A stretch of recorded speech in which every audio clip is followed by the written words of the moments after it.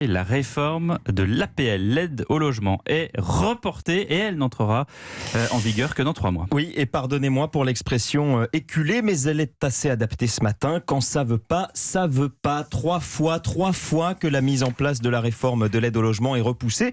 Et toujours pour la même raison, simplifier, c'est complexe. Et dans ces derniers tests, la CAF reconnaît que le système n'est pour l'instant pas fiable à 100%.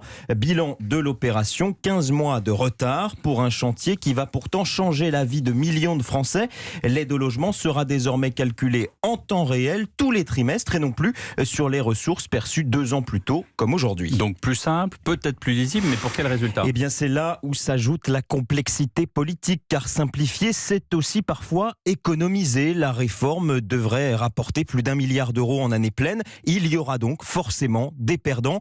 Si l'on en croit les chiffres publiés par le Canard enchaîné cet été, 600 000 Français ne toucheront plus rien, plus 1 euro d'APL. 1 200 000 ménages perdront à peu près 1 000 euros par an. Des chiffres qui ne sont pas confirmés au gouvernement, où l'on admet, cela dit, qu'on ne connaît pas l'impact exact de la réforme. Et vous nous dites qu'il y a un risque politique ? Oui, parce qu'il s'agit quand même de changer complètement le mode de versement d'une prestation sociale, sujet forcément anxiogène qui concerne 6,5 millions de foyers. D'ailleurs, à Matignon, on compare volontiers cette réforme à celle du prélèvement à la source qui avait suscité, rappelez-vous, beaucoup de craintes avant finalement d'être mise en place sans difficulté majeure. Et puis toucher aux APL, c'est s'engager sur une pente glissante. Et oui, attention, dossier ultra sensible, Emmanuel Macron le sait. Rappelez-vous, juillet 2017, à peine élu, le chef de l'État valide la baisse de 5 euros de l'aide au logement. Mesure anti-pauvre, président des riches avait alors grondé l'opposition.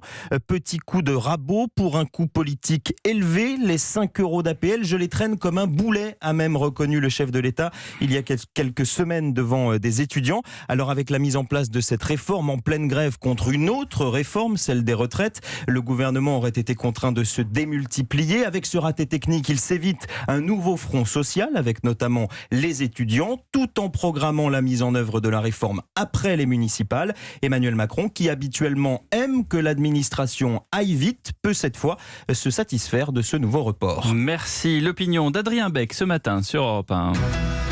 Europe 1.